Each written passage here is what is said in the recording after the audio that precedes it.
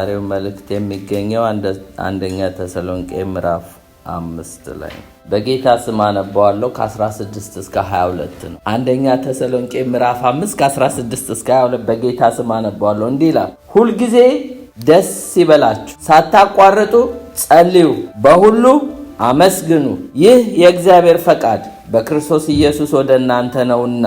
መንፈስን አታጥፉ፣ ትንቢትን አትናቁ፣ ሁሉም ፈትኑ፣ መልካሙን ያዙ፣ ከማናቸውም አይነት ክፉ ነገር ራቁ። እንጸልይ። እግዚአብሔር አምላካችን ሆይ እናመሰግናለን በመካከላችን ስላለ።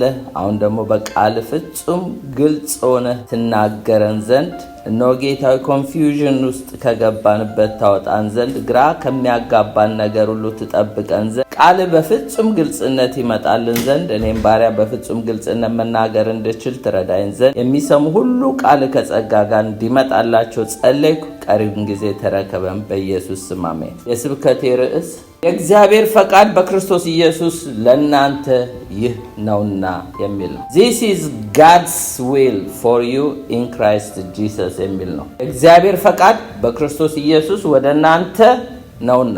እዚህ ጋር ደስ ይላል። በክርስቶስ ኢየሱስ የሚለው በሙሴ አላለም፣ በነቢያት አላለም፣ በእኔ በጳውሎስ በሐዋርያቶች አላለም። በክርስቶስ ኢየሱስ የእግዚአብሔር ፈቃድ ወደ እናንተ ይህ ነውና። የእግዚአብሔር ፈቃድ ዛሬ ምንድነው? ምን እንዳደርግ ትፈልጋለህ ለምትሉት ዛሬ ግልጽ ሆኖ ይመጣልናል። 7 ነጥቦች አሉ፣ ብሉፕሪንቶች። አንደኛ ሁልጊዜ ደስ ይበላችሁ፣ rejoice always የሚል ነው። ሁለተኛ ሳታቋርጡ ጸልዩ፣ prayer without ceasing። ሶስተኛ በሁሉ አመስግኑ፣ give thanks in everything ይላል። አራተኛ መንፈስን አታጥፉ፣ don't quench the spirit። የመንፈስን እሳት አታዳፍኑ ነው የሚለው በአዲሱ ትርጉም።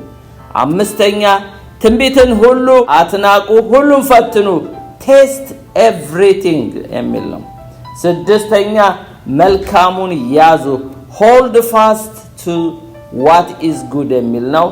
ሰባተኛ ከማናቸውም አይነት ክፉ ነገር ራቁ፣ avoid every form of evil ይላል። እዚህ ጋር አንድ ነገር እንድናስተውል ፈልጋለሁ። ሁልጊዜ ደስ ይበላችሁ የሚለው የዴይሊ ላይፍ የሚያሳይ፣ ሳታቋርጡ ጸልዩ የሚለው የዴይሊ ላይፍ የሚያሳይ ነው። በሁሉ አመስግኑ የሚለው ዴይሊ ላይፍ ነው። ምክንያቱም ደስ ይበለን ደስ አይበለን በሁሉ አመስግኑ ነው። መንፈስን አታጥፉ ማለት ለአንድ አፍታም እንኳን እሳቱ እንዳይጠፋ እንዳይዳፈን ነው። የዴይሊ ላይፍ ነው። ትንቢትን ሁሉ አትናቁ፣ ሁሉንም ፈትኑ። ሁሉም መፈተን የዴይሊ ላይፍ ነው። መልካሙን ያዙ፣ መልካም የሆነውን ነገር ሁሉ ያዙ፣ እሱም የዴይሊ ላይፍ ነው። ከማናቸውም አይነት ክፉ ነገር ራቁ። ዓለም ላይ ብዙ ክፉ ነገር አለ። ራቁ የዴይሊ ላይፍ ነው። ዴይሊ ክርስቲያን ሊቪንግ፣ ይሄ የቀን የዕለት ኑሯችን። ጳውሎስ እዚህ ጋር ለተሰሎንቄ ክርስቲያኖች የሚጽፍላቸው ዴይሊ ሊኖሩበት የሚገባው የእግዚአብሔር ፈቃድ በክርስቶስ ኢየሱስ ወደ እነሱ የመጣውን ነው የገለጸላቸው። በእኔ በጳውሎስ አላለም፣ በሙሴ አላለም፣ ወይም በነቢያት አላለም፣ በእኔም በሐዋርያቶችም አላለም። ነገር ግን በክርስቶስ ኢየሱስ የእግዚአብሔር ፈቃድ ዴይሊ የምታደርጉት ነገር ቢኖር ይሄ ነው በቃ። አሜን። ጌታ ይርዳ። ይሄ ዛሬ ነው የምንጀምረው። ከዚህ ስንወጣ የምንጀምረው ጉዳይ ነው። የመጀመሪያው እንግዲህ በብሉፕሪንቱ መሰረት rejoice always ይላል፣ joyful in spirit ይላል፣ ሁልጊዜ ደስ ይበላችሁ ይላል። ይህ ማለት ሁልጊዜ ደስተኛነት ይሰማችኋል ማለት አይደለም። በደንብ እዚህ ላይ ግልጽ እንዲሆንልን ሁልጊዜ ደስተኝነት ይሰማችኋል ማለት ሳይሆን ነገር ግን በእግዚአብሔር ላይ የተመሰረተ ደስታን መምረጥ ቾይዝ እንዳለን። እኔ በጌታ ነው ደስ እንዲለኝ የምፈልገው፣ ምርጫ ነው። አይ በሰርከምስታንሱ በሁኔታው ላይ ልደሰት ካላችሁ ሁኔታው ሲሳካ ትደሰታላችሁ፣ ያልተሳካለታ ደግሞ ስታለቅሱ ትኖራላችሁ። ነገር ግን እግዚአብሔር ትላንትናም ዛሬም ለዘላለም ያው ነው፣ አይለወጥም። he is unchangeable, immutable God ነው። ስለዚህ በዘላለም ፍቅር ነው የወደደን። ዛሬም ቸር ነው፣ ዛሬም ደግ ነው፣ ዛሬም ሩሩ ነው፣ ዛሬም ይቅር ባይ ነው። በሱ ልደሰት የእናንተ ምርጫ የኔ ምርጫ ነው። በዕለት ኑሯችሁ። ስለዚህ ደስ ይበላችሁ ሲል ምርጫችሁን አስተካክሉ። በዕለት ኑሯችሁ በምንጩ ተደሰቱ። በፕሮዳክቱ ሳይሆን በምንጩ በራሱ ተደሰቱ ነው የሚለው። ደስታ የሚመጣው እግዚአብሔር ማን እንደሆነ ከማወቅ ነው የሚመጣው። ፊልጵስዩስ ምዕራፍ 4:4 ላይ ሁልጊዜ በጌታ ደስ ይበላችሁ፣ ደግሜ እላለሁ ደስ ይበላችሁ። ጳውሎስ ፊልጵስዩስ ሲጽፍ የት ነበረ? በእስር ቤት ሆኖ ነው። እሱ ስላወቀው ነው እኮ የሚደሰተው። አያችሁ፣ ደስታ የሚመጣው እግዚአብሔርን ከማወቅ ነው። እግዚአብሔርን ግን ካላወቅን እግዚአብሔር ሲሰጠን እንደሰታለን። ማርያም ያው ቀይ ባህሩን ሲሻገሩ ምንድን ነው ያለችው? ፈረሱና ፈረሰኛውን በባህር የጣለ ብላ ከበረው ይዘው ነው። ሱር የምትባል ምድረ በዳ ሲደርሱ ግን ገና እኮ ትንሽ እኮ ነው ፈቀቅ ያሉት። ውሃው ማራ ሆነ ብለው አጉረመረሙ። ትላንትና እኮ ኤርትራ ባህር ተከፈለ ብለው የዘመሩ የጨፈሩ ደስ ያላቸው ሰዎች ርቆ አልሄዱም እኮ። ሱር የምትባል ምድረ በዳ እኮ ከቀይ ባህር ትንሽ ርቃ ነው። ግን ውሃ ጠማቸው። ሊጠጡ ሲሉ ማራ ሆነባቸው። ወዲያው ተማረሩ። አያችሁ፣ በሰርከምስታንስ ላይ ከሆነ የኛ ደስታ ነገሮች ሲሳኩ እንደሰታለን። ያልተሳካለታ ሀፕን ያልሆነለታ ሃፒነስ የሚባለው ይጠፋል። የእግዚአብሔር ደስታ ግን በራሱ በጌታ ደስ ይበላችሁ። ይሄ እግዚአብሔርን ከማወቅ የሚመጣ ነው። ጌታው እንዳውቅ እርዳኝ እንበለው እስቲ። እግዚአብሔር ትላንትናም ፍቅር ነው፣ አይለወጥም። ትላንትናም ደግ ነው፣ አይለወጥም። ትላንትም ቸር ነው፣ ይቅር ባይ ነው፣ ሁልጊዜ ያው ነው። እኔ እግዚአብሔር አልለወጥም ይላል። ስለዚህ በማይለወጠው ብንደሰት አይሻልም? ያ የኛ ምርጫ ነው፣ የኛ ምርጫ ነው። አይ ዛሬ እኔ ቆይ በሁኔታ ብትሉ ሁኔታው ስለተሳካላችሁ ተደሰቱ። እንደውም ቅዱሳንን ሁሉ ሰብስባችሁ ድግስ ሁሉ አድርጋችሁ ፓርቲ አድርጋችሁ ጌታ እኮ ሰራልኝ ልትሉ ትችላላችሁ። ያልሆነ ለታሳ ምን ልትሆኑ ነው? ግን ምርጫችን በራሱ በጌታ መደሰት ከሆነ ሁልጊዜ በጌታ ደስ ይበላችሁ። ይሄ እግዚአብሔርን ለሚያውቁ ነው። ሮሜ 14:17 ላይ የእግዚአብሔር መንግስት ጽድቅ፣ ሰላም በመንፈስ ቅዱስ የሆነ ደስታ ናት እንጂ መብል መጠጥ አይደለችም። የእግዚአብሔር ኪንግደም በእግዚአብሔር ኪንግደም ውስጥ ከኖርን በኪንግደም ማይንድ ከኖርን ሁልጊዜ መደሰት ይቻላል። ለምን? ኪንግደሙ የደስታ ነች። የመብልና የመጠጥ ወይም የመሳካት የማጣት የማግኘት ጉዳይ ላይ የተመሰረተ አይደለም። የእግዚአብሔር መንግስት በማግኘት በማጣት በመራብ በመጠማት በመርካት ባለመርካት ጉዳይ ላይ አይደለም።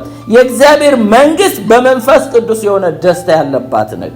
ስለዚህ ኪንግደም ማይንድ ካለን ሁልጊዜ ደስተኞች ነን። ገላትያ 5:22 ላይ የመንፈስ ፍሬ ግን ፍቅር፣ ደስታ፣ ሰላም፣ ትዕግስት፣ ቸርነት፣ በጎነት፣ የዋሃት፣ ራስን መግዛት ነው።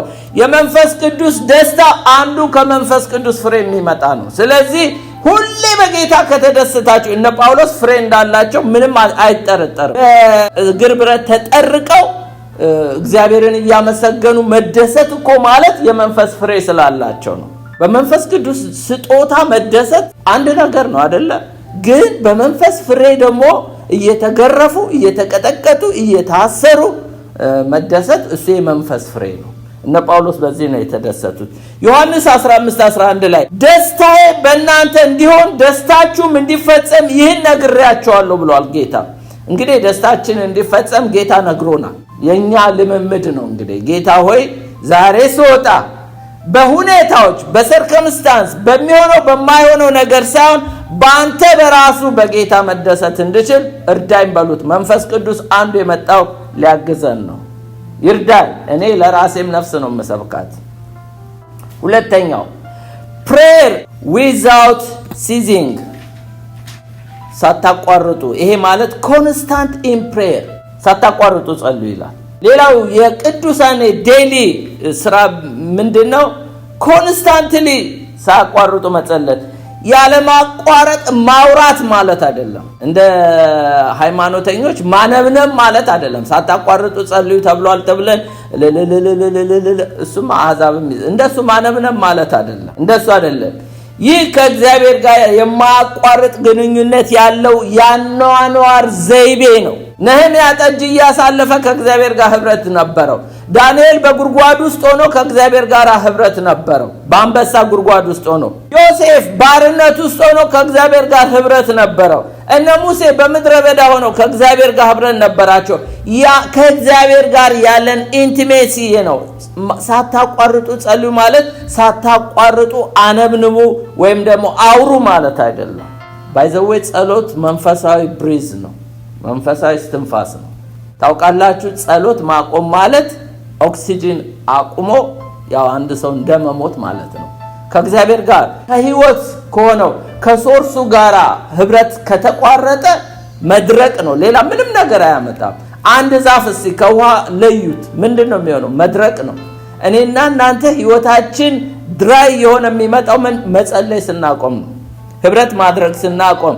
ያ ማለት እንግዲህ ከእግዚአብሔር ጋራ መንፈሳዊ እስትንፋስ ማግኘት ማለት ነው መጸለይ ማለት። ሮሜ 12:12 ላይ በተስፋ ደስ ይበላችሁ፣ በመከራ ታገሱ፣ በጸሎት ጽኑ። እስቲ በጸሎት ጽኑ ተባባሉ።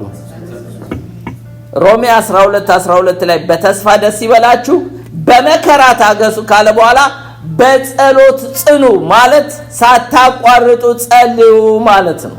ሌላው ኢየሱስ ክርስቶስ ሳይታክቱ ዘወትር እንዲጸልዩ ያስተማራቸው አለ። ሉቃስ 18:1 ላይ ሳይታክቱ ዘወትር እንዲጸልዩ ይላል። ዘወትር እንዲጸልዩ እንዲገባቸው የሚል ምሳሌ ነገራቸው ይላል።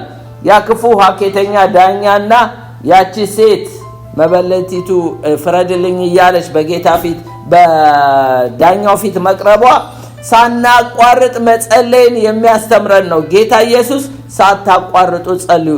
ይሄ የዴይሊ ላይፋችን ነው። ቸርች ስንመጣ አይደለም ጸሎት፣ ወይም ደግሞ በቤተሰብ ብቻ አይደለም። በግሌ እግዚአብሔር እኔን ይፈልገኛል። በግላችን እኔ ከእግዚአብሔር ጋር ህብረት ሊኖረኝ ይገባል። ሚስቴና እኔ ደግሞ አብረን መጸለይ አለብን። በቤተ ክርስቲያን ደግሞ በህብረት መጸለይ አለብን። በግላችሁ ግን እግዚአብሔር ይፈልጋቸዋል። ዘወትር ጸልዩ ይላል። prayer at all time in the spirit፣ በመንፈስ ጸልዩ። ኤፌሶን 6:18 በጸሎት በልመና ሁሉ ዘወትር በመንፈስ ጸልዩ። እግዚአብሔር ይርዳን ዘወትር በመንፈስ መጸለይ። በዚህም ሐሳብ ስለ ቅዱሳን ሁሉ እየለመናችሁ በመጽናት ሁሉ ትጉ ይላል። በመጽናት ሳታቋርጡ ጸሎት መቆም የለበትም ማለት ነው። እስትንፋስ ስለሆነ መንፈሳዊ እስትንፋስ ስለሆነ ሌላው ልምምድ ስለሆነ ይህንን እንግዲህ በእያንዳንዳችን የግል ህይወት ውስጥ ማየት እንችላለን። ወደ ሶስተኛው አለፍ። give thanks in everything፣ በሁሉ አመስግኑ ይላል። በሁሉ አመስግኑ። በሁሉ ሁኔታዎች አመስጋኝ መሆን ማለት ምን ማለት ነው? ይሄን ዲፋይን እናድርገው እስቲ። ምስጋና በሁኔታዎች ላይ የተመሰረተ አይደለም ይላል። gratitude is not based on circumstance፣ በሁኔታዎች ላይ የተመሰረተ አይደለም። ምን ማለት ነው? እግዚአብሔር ሁሉን ነገር መልካም ነው እያለ አይደለም። በዓለም ላይ የሚሆነው ነገር እግዚአብሔር ሁሉ መልካም ነው፣ እንደ ኤደን ገነት መልካም ነው የሚለው ነገር የለም። ኢንጀስቲስ አለ እኮ በምድር ላይ፣ ክፉ ሰዎች አሉ፣ አመፀኞች አሉ። መልካም ነው እያለ አይደለም። ነገር ግን እርሱ በሁሉ ነገር መልካም ነው። አልገባችሁ? እደግመዋለሁ። እግዚአብሔር ሁሉ ነገር መልካም ነው እያለ አይደለም። ማለት God is not saying everything is good፣ ሁሉም ነገር መልካም ነው እያለ አይደለም። ዓለም ላይ የምታዩት ሁሉ እንኳን እግዚአብሔር እኛ ራሳችን መልካም እንዳልሆነ እናውቀዋለን። ነገር ግን በሁሉ ነገር እርሱ መልካም ነው። but he is good in everything። ስለዚህ ማመስገን ያለብን እግዚአብሔር መልካም ስለሆነ God is good ይላል። all the time God is good። እግዚአብሔር መልካም ስለሆነ እንጂ የምናመሰግነው ሁኔታዎች መልካም ስለሆኑ አይደለም። አሁን ተግባባን። ስለዚህ እግዚአብሔር ምንጊዜም መልካም ነው። እስቲ God is good ተባባሉ። all the time God is good። ስለዚህ እግዚአብሔር መልካም ስለሆነ ነው እንጂ የምናመሰግነው ሁኔታው መልካም ስለሆነ አይደለም። ጦርነት ምኑ መልካም ነው? ጭንቀት፣ ሌብነቱ፣ ውንብድናው፣ ኢንጀስቲስ ምን መልካም ነገር ኖሮ ነው የምናመሰግነው? ሁኔታውን ካየን። ለዚህ ነው gratitude is not based on the circumstance፣ በሰርከምስታንስ ላይ የተመሰረተ አይደለም። ምስጋና በራሱ በእግዚአብሔር ላይ የተመሰረተ ነው። ስለዚህ እግዚአብሔር መልካም ስለሆነ እንጂ ሁኔታ መልካም ስለሆነ አይደለም እናመሰግነው። እንግዲህ ዛሬ ብታመሰግኑ እግዚአብሔር መልካም ነው። ነገም ብታመሰግኑ እግዚአብሔር መልካም ነው። ስለዚህ እግዚአብሔር መልካም ስለሆነ ነው የምናመሰግነው። እስቲ እግዚአብሔር ቃል በዚህ ከተስማማን በችግርም ጊዜ እግዚአብሔር ይመሰገናል ማለት ነው። ሐባቆቅ ወይም ዕንባቆም 3:17-18 ምንም እንኳን በለስ ባታፈራ ወይንም ሐረግ ፍሬ ባይገኝ፣ የወይራ ስራ ቢጎድል፣ እሾዎችም መብልን ባይሰጡ፣ በጎች ከበረቱ ቢጠፉ፣ ላሞች በጋጣ ውስጥ ባይገኙ፣ እኔ ግን በእግዚአብሔር ደስ ይለኛል። በማን? መልካም በሆነው በእግዚአብሔር ደስ ይለኛል። ሁኔታዎችስ? ሁኔታው ግን እንዳመሰግን የሚያደርገኝ አይደለም። በመድኃኒቴ በአምላኬ ሐሴት አደርጋለሁ። በጌታ ደስ ይበላችሁ ተብሏል።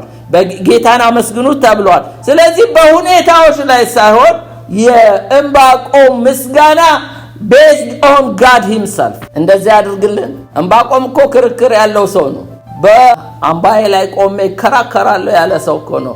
በኋላ ላይ ግን እግዚአብሔርን ያው ኢዮብም ተከራክሮ አላሸነፈውም። እንኳን ዕንባቆም ኢዮብ ስንት መከራ ያየው እና ስለዚህ ዕንባቆም አሁን ራሱን እግዚአብሔርን ሳይው እግዚአብሔር መልካም በዛ አስከፊ ባቢሎኖች መጥተው እያስጨነቋት ባሉበት ኢየሩሳሌምን ቀጣት በገረፋት ጊዜ ለምን እንደሆነ ያለው ሰውዬ እግዚአብሔርን ሳይ ብቻ መሰገነ። ምንም በለስ ባታፈራ ከብቶች በግሮኖ ባይኖሩም እንኳን እኔ ግን በመድኃኒቴ በአምላኬ በእግዚአብሔር ሐሴት አደርጋለሁ፣ እግዚአብሔርን አመሰግናለሁ።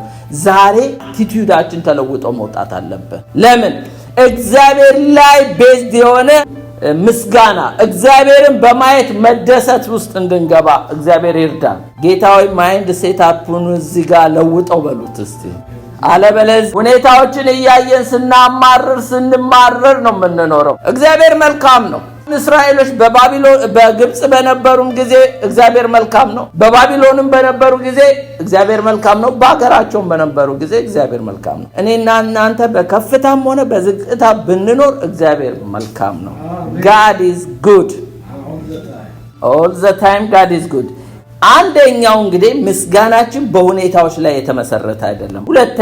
ሁለተኛው ነጥብ ማመስገን የእምነት ተግባር ነው። Thankfulness is an act of faith ማለት የእምነት ተግባር ነው። በአስቸጋሪ ጊዜያት ማመስገን ማለት እግዚአብሔርን ከመጋረጃው ከትዕይንቱ ጀርባ ማየት መቻል ማለት ነው። አልገባችሁም? እደግመዋለሁ። ሁኔታዎችን ስታዩት የምታመሰግኑ አይደለም። ግን ማመስገን ከቻላችሁ ታውቃላችሁ ከሁኔታው ባሻገር እግዚአብሔርን እያያችሁት ነው። ስለዚህ ማመስገን የእምነት ተግባር ነው ማለት እግዚአብሔር ለበጎ ያደርገዋል እያላችሁ ነው። ሮሜ 8:28 ላይ እግዚአብሔርን ለሚወዱ እንደ ሐሳቡ ለተጠሩ ነገር ሁሉ ለበጎ እንዲደረግ እናውቃለን ይላል። God works all things together for good ይላል። ለመልካም ነገር እንደሚጠቀም የማየት አቅም አለን ማለት ነው። እግዚአብሔርን ማመስገን ከቻለ እግዚአብሔር ከነገሮች ሁኔታ ባሻገር ማየት እንድንችል ይርዳን። እስቲ ሶስተኛው ማመስገን የተለወጠ ልብን ያሳያል። It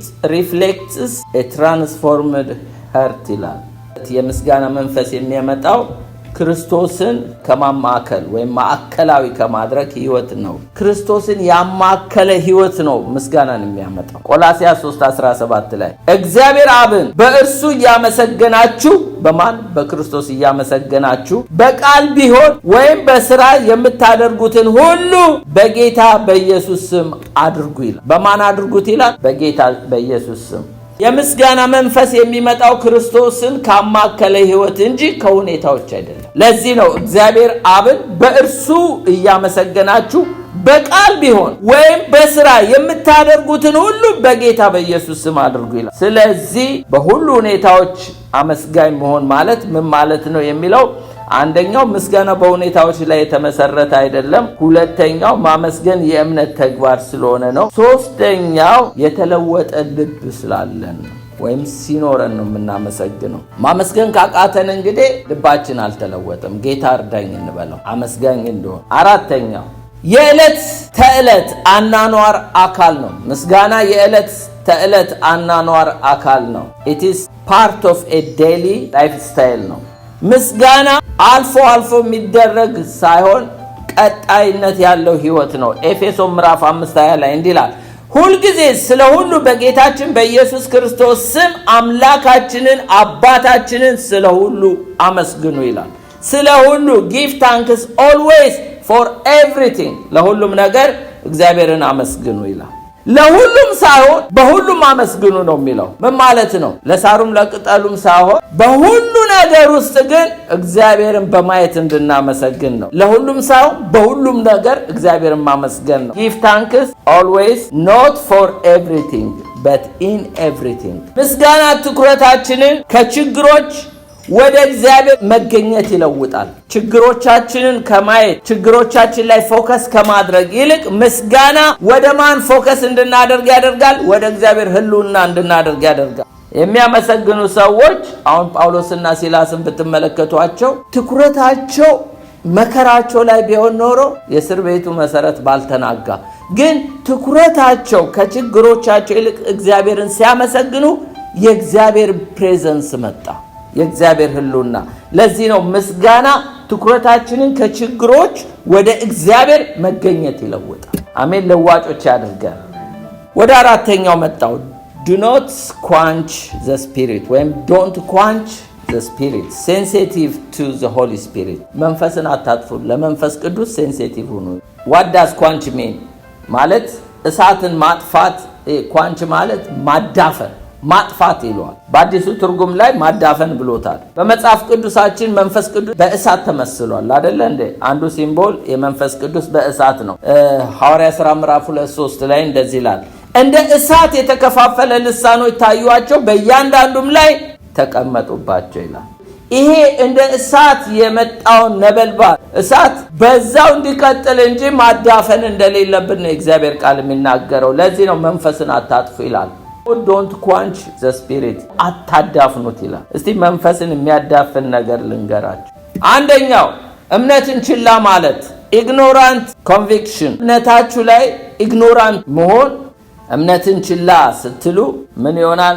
መንፈስን ማጥፋት ይመጣል። የማያቋርጥ አለመታዘዝ፣ persistence disobedience ይሏል። ሳናቋርጥ ማንታዘዝ ልግመኛ ከሆነን መንፈስ ቅዱስ እናሳዝነዋል። ሌላው አለማመን ወይም ጥርጣሬ፣ unbelief or doubt። ስለዚህ አለማመን መንፈስን ያጠፋል። እነዚህ የሚያዳፍኑ ናቸው። አለማመን የእስራኤል ሕዝቦች ደመናው ሲመራቸው በመጨረሻ ምንድን የሆኑት? ያው መንፈስ ጠላት ሆነባቸው ይላል የእግዚአብሔር ቃል። ያው ይመራቸው የነበረው መንፈስ ጠላት ሆነባቸው ይላል። ሌላው ጸሎትንና የእግዚአብሔርን ቃል ችላ ማለት፣ neglecting prayer and God's word። የእግዚአብሔርን ቃል ኢግኖር ማድረግ ይሄ መንፈስን ያዳፍናል። ምክንያቱም እነሱ ናቸው በእኛ ውስጥ የሚቀሰቅሱ። ሌላው መንፈሳዊ እውነትን አለመቀበል፣ አንዳንዴ የእግዚአብሔርን መንፈሳዊ ትሩዝ አለመቀበል። አንዳንድ ሰዎች እንደ ስሜታቸው ካልመጣችሁላቸው የእግዚአብሔርን እውነት ስትነግሯቸው ጆሮአቸውን ያሳክካቸዋል። ስለዚህ ለነሱ እንደምቾቶቻቸው የሆኑ አስተማሪዎችን ይፈልጋሉ። ለምን? የእግዚአብሔርን እውነት ስለማይቀበሉ። እነዚህ ሰዎች መንፈስን ያጠፋሉ። ስለዚህ ሪጀክት ስፒሪቹዋል ትሩዝን፣ ይሄም መንፈስን ያጠፋል። ሌላው የእርሱን አመራር ችላ ስንል ወይም ስንቃወም እናጠፋዋለን። በመንፈስ ተመሩ ተብለናል። የእግዚአብሔር ልጆች በመንፈስ ይመራሉ ይላል። እርሱ እንግዲህ መንፈስ ቅዱስ በመጣ ጊዜ ሁሉን ያስተምራቸዋል፣ ይመራቸዋል፣ ይወቅሳቸዋል ተብለናል።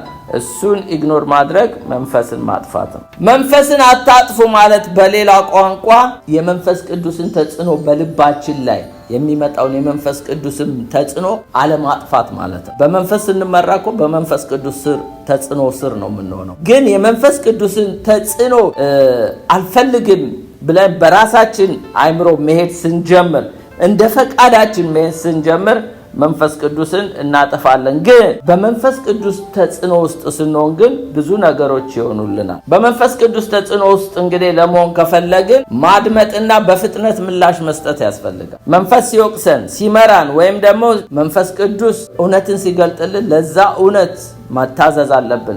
ለምሳሌ ልስጣችሁ። ሐዋርያ ሥራ ምዕራፍ 24:5 ላይ እርሱም ስለ ፊልኪስ የተባለውን ሰው ታውቁታላችሁ ባለፈው ስንማር።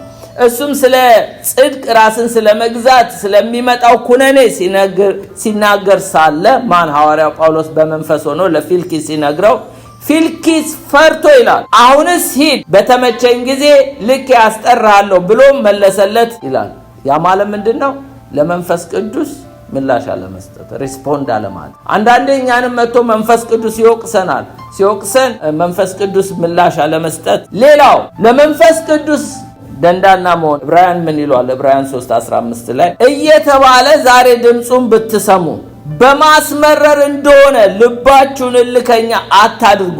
በማስመረር የሚለው እኮ ማንን ነው መሰላችሁ? መንፈስ ቅዱስን አታስመረሩ ይላል።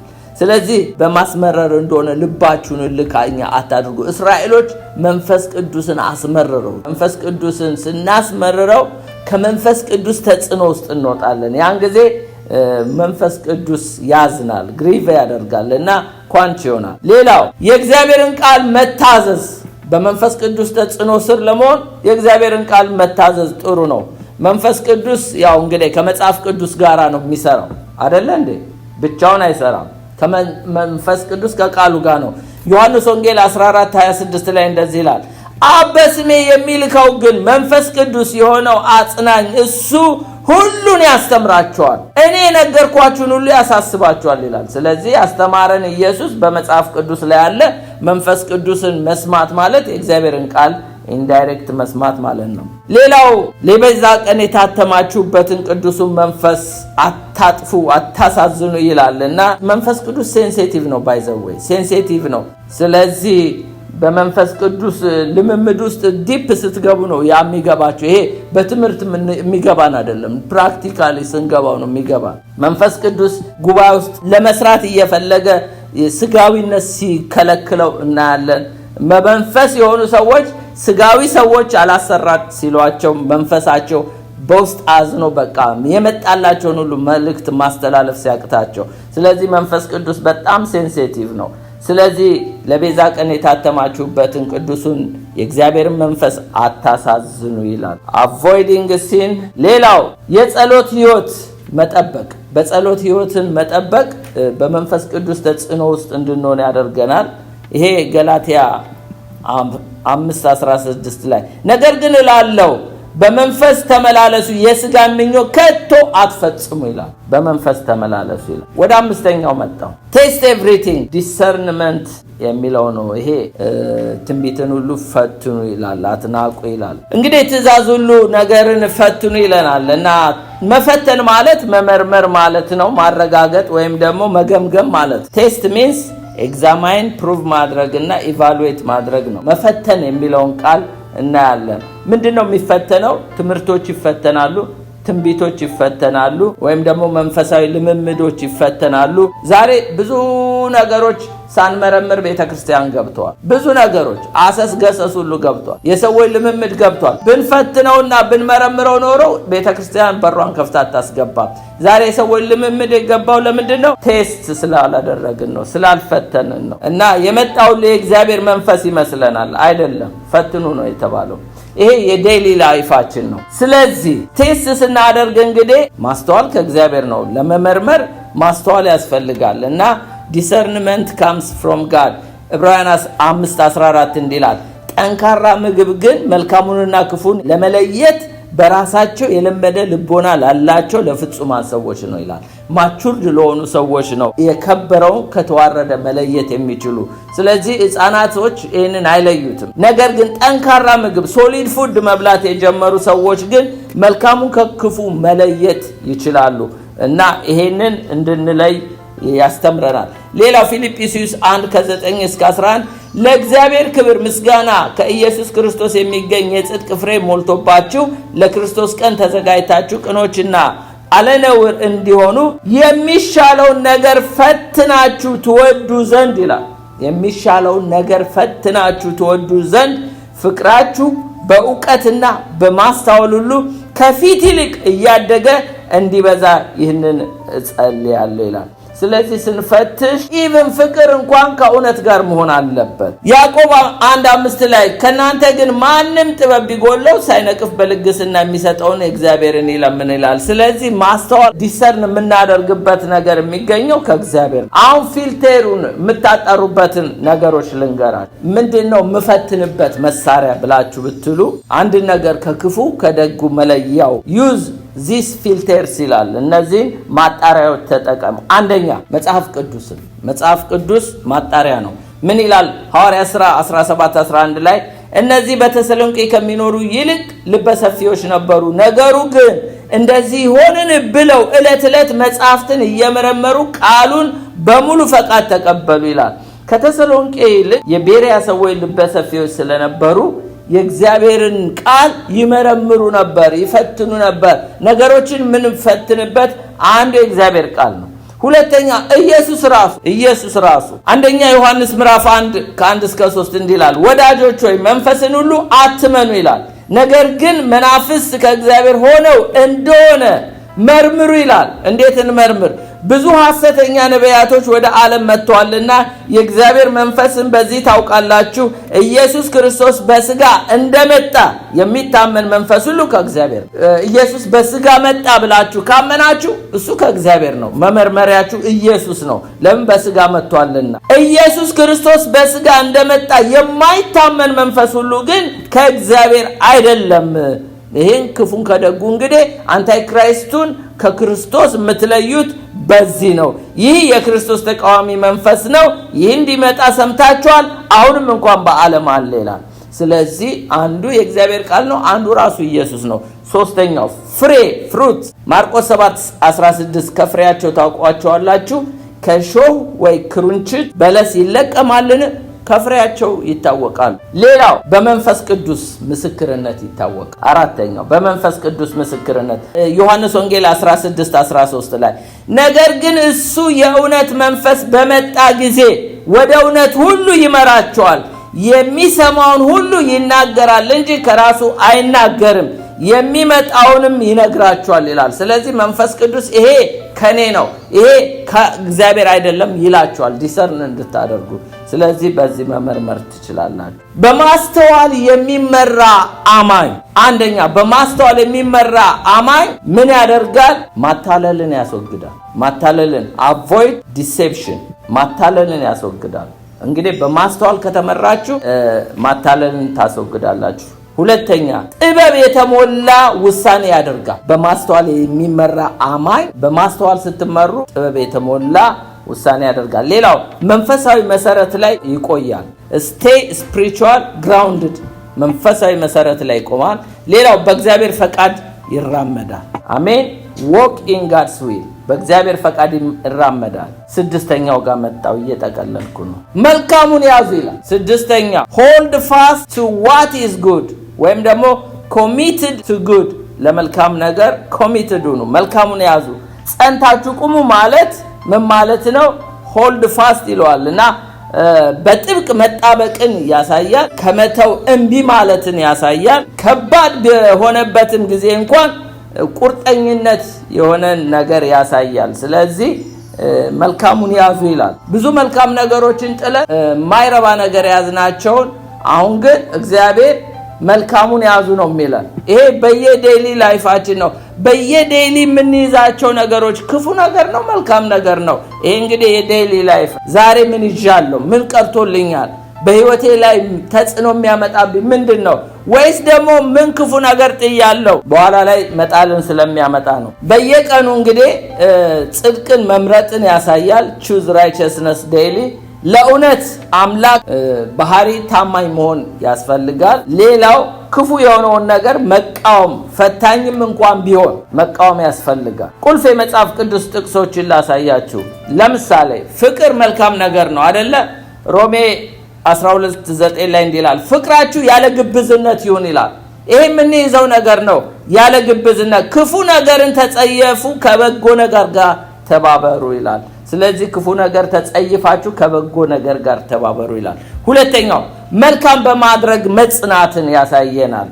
ይሄ መልካም በማድረግ ገላትያ 6:9 ላይ ባንዝልም በጊዜው እናጭዳለን፣ መልካም ስራ ለመስራት አትታክቱ ይላል። መልካም የሆነውን ነገር መያዝ ማለት መልካም ስራ ለመስራት አለመታከት ነው። ሶስተኛ መልካሙን በንቃት መከታተል፣ አክቲቭ ፐርሱት ኦፍ ጉድ ይላል። ይሄ መልካሙን በንቃት መከታተል ይለዋል። መልካሙን በንቃት መከታተል አሞጽ 5:14 ላይ እንደዚህ ይላል፣ በህይወት ትኖሩ ዘንድ መልካሙን እንጂ ክፉን አትፈልጉ ይላል።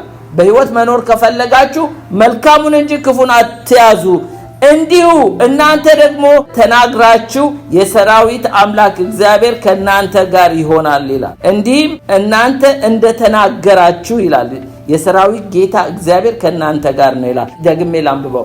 በሕይወት ትኖሩ ዘንድ መልካሙን እንጂ ክፉን አትፈልጉ። እንዲህም እናንተ እንደተናገራችሁ የሰራዊት አምላክ እግዚአብሔር ከእናንተ ጋር ይሆናል። ስለዚህ መልካሙን ስትይዙ ጌታ ከእናንተ ጋር ይሆናል ይላል። አራተኛው ክፉ ሳይሆን መልካምን መምሰል ወይም ክፉን ሳይሆን መልካሙን መምሰል፣ ኢሚቴት ጉድ የሆነውን ነገር መምሰል። ዮሐንስ ወንጌል 3ኛ ዮሐንስ 1:11 ላይ እንደዚህ ይላል፣ ወዳጆች ሆይ በጎ የሆነውን እንጂ ክፉን አትምሰሉ። በጎ የሚያደርግ ከእግዚአብሔር ነውና ክፉ የሚያደርግ ግን እግዚአብሔርን አላየውም። ስለዚህ ክፉ ሳይሆን መልካም መምሰልን ወይም ኢሚቴት ጉድ ኖት ኢቪል ይላል። ስለዚህ 3ኛ ዮሐንስ ላይ ብትመለከቱ እንግዲህ ክፉ ሰው ነበረ። ማን ነው የሚባለው? ዲዮጥራጦስ ነው የተባለው። ወዳጆች ሆይ ይላል ዮሐንስ በጎ የሆነውን እንጂ ክፉ የሆነውን አትምሰሉ። በጎ የሚያደርግ ከእግዚአብሔር ነው፣ ክፉ የሚያደርግ ግን ከእግዚአብሔርን አላየውም ይላል። የመጨረሻው ፍሬያማ ህይወት ወይም ደግሞ ፍሩትፉል ሊቪንግ መኖር ማለት ነው። እንግዲህ መልካሙን መያዝ ማለት ነው። ቲቶ 3:8 ላይ ቃሉ የታመነ ነው፣ እግዚአብሔር የሚያምኑትን በመልካም ስራ በጥንቃቄ እንዲጸኑ እነዚህን አስረግጠ እንድትናገር እፈቅዳለሁ።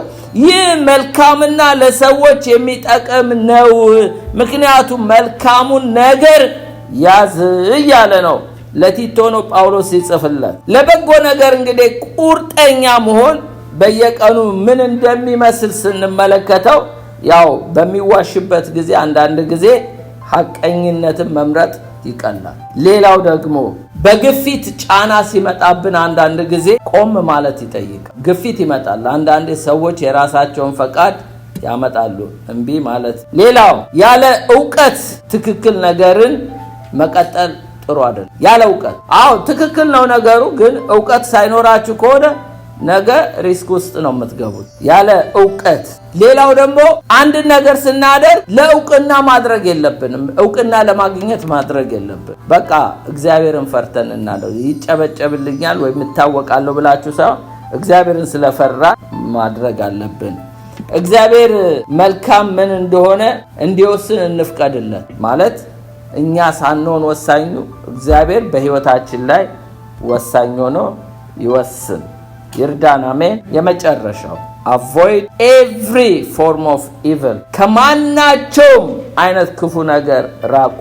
ለዚህ ብዙ ጥቅስ የለኝም። ጥቅስ ስለሌለኝ ሐሳቦች ነው የምነግራቸው። ከማናቸውም ኃጢአት ወይም ክፉ ነገር ራቁ ይላል። ክፋት ግልጽ የሆነ ኃጢአት ብቻ አይደለም። ክፋት ሁልጊዜ ጮህ ብሎ ወይም ደግሞ በግልጽ የሚመጣ ብቻም አይደለም። አንዳንድ ጊዜ ተቀባይነት ባለው ሁኔታ ይመጣል ክፋት፣ ወይም ደግሞ ተወዳጅነት ባለው ሁኔታ ይመጣል ክፋት። እግዚአብሔር መለየቱን ይስጠን። ጉዳት ያለው አይመስልም፣ ግን መጥቶ ነገ ሐሳባችንን ፈቃዳችንን ማንፈልገው ውሳኔ ውስጥ እንድንገባ ያደርገናል። እንደማንም ንጹህ ባህሪ ያለው መስሎ ክፋት ይመጣል። አንዳንድ ጊዜ ደግ all good ideas is not God's idea ይላሉ። ጉድ የሆነ ነገር ሁሉ አንዳንዴ አስከፊ ነገር አለበት። እንግዲህ በመንፈስ የማንመረምር ከሆነ ክፉ ነገሮችን ሁሉ ሪጀክት ለማድረግ ይሄ የለየለትን ክፋት መቃወም ቀላል ነው። ግን መልካም መስሎ የመጣው አጥፊ ግን መለየት መንፈሳዊነት ይጠይቃል፣ ብስለት ይጠይቃል፣ ዲሰርን ማድረግ ይጠይቃል። ስለዚህ እዚህ ጋር የሚለው ምንድነው? avoid every form of evil ሲል ከማናቸውም አይነት ክፉ ነገር ራቁ ይላል። መልካም መስሎ ይመጣል። ስለዚህ ምንም ጉድ የሆነ ነገር ሲመጣ የእግዚአብሔርን ፈቃድ መጠየቁ መልካም ነው። ስለዚህ መልኩን መለየት ያስፈልጋል። ታዲያ በተግባር እንዴት እንገለጽ ቢባል ቀደም ብለው እንግዲህ ርቀት መፍጠር። አንድ ነገር ሲመጣ ቶሎ ብለን ክሎዝድ መሆን የለብንም፣ ርቀት መፍጠር አለን። አንድ ነገር ኃጢአት እስኪሆን ድረስ መጠበቅ ሳይሆን ወደ ኃጢአት ሲመራን ነው መንቃት ያለብን። አንድ ነገር ኃጢአት እስከሚሆን ድረስ አይደለም መጠበቅ ያለብን፣ ወደ ኃጢአት እንደሚመራን ስናውቅ እዛ ጋር መቆም መቻል አለብን። ሌላው መጠየቅ ኢምፖርታንት ነው። ይህ ወደ እግዚአብሔር ያቀርበኛል ወይስ ያርቀኛል ብለን መጠየቅ ኢምፖርታንት ነው። በእግዚአብሔር ፊት በዚህ ነገር እግዚአብሔር ከኔ ጋር ይስማማል ብለን መጠየቅ ኢምፖርታንት ነው። ለማወቅ ጉጉት ይልቅ ንጽህና መምረጥ። አንዳንድ ነገር በጣም ኢገርነን ለማወቅ ከጉጉት ይልቅ ንጽህናን መምረጥ ኢምፖርታንት ነው። ማለት መቀደስን መፈለግ ኢምፖርታንት ነው። ነገሩ አጓጊ መስሎ የማንወጣው ማጥ ውስጥ እንዳይከተን። ስለዚህ መንፈሳዊ ነገር እንግዲህ እግዚአብሔር ከሁሉም ራቁ ሲለን እንደው የለየለት ክፉ ነገር ላይ ብቻ ሳይሆን ብርሃን መስሎ የማንወጣው አዘቅት ውስጥ እንዳይከተን እግዚአብሔር ይጠብቀን። እንግዲህ እነዚህ ነገሮች የዴይሊ ላይፋችን ናቸው። አንዴ ፖይንቶቹን ላስይዛችሁ። ሁልጊዜ በጌታ ደስ ይበላችሁ፣ ሳታቋርጡ ጸልዩ፣ በሁሉ አመስግኑ፣ መንፈስን አታጥፉ፣ ትንቢትን አትናቁ፣ ሁሉም ፈትኑ፣ መልካሙን ያዙ፣ ከማናቸውም አይነት ክፉ ነገር ራቁ። ይሄ የዴይሊ ላይፋችን